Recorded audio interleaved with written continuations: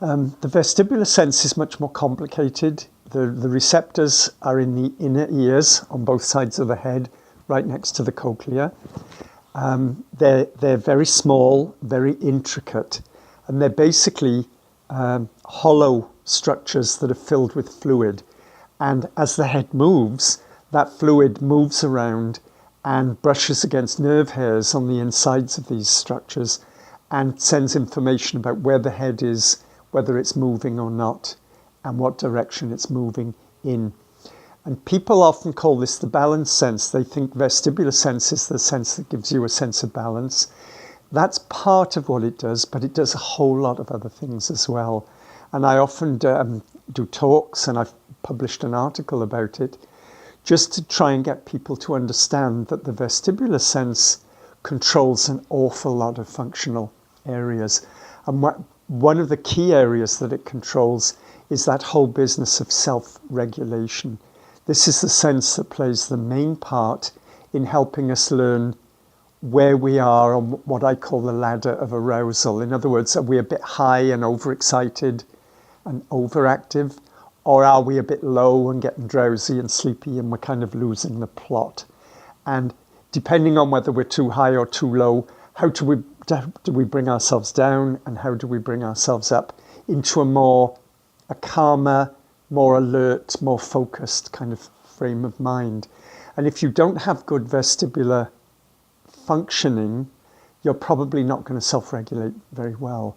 And unfortunately, quite a number of the conditions that cause deafblindness bring with them major problems with the vestibular sense. And there are specific syndromes like Wallenberg and Charge and Usher type 1, where the children, even before birth, don't have good vestibular function.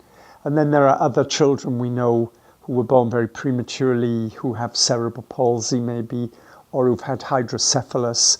Maybe they've had a shunt fitted to drain the cerebrospinal fluid. Those children often show clear vestibular dysfunction as well.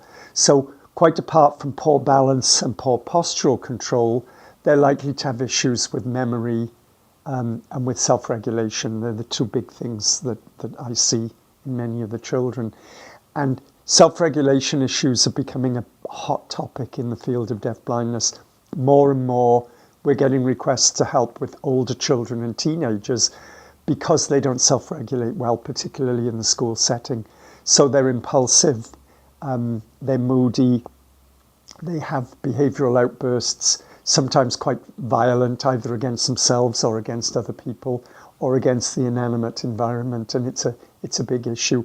And we're trying to explore ways of developing this. And I'm working with a couple of other people, Tim Hartshorn, who's a psychologist in Michigan, Jude Nicholas, who's a neuropsychologist in Norway, Casey Stratton, who's based here in Maryland.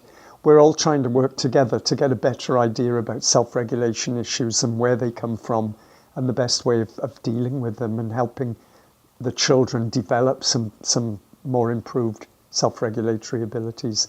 So it's a very complicated sense, but a very important one.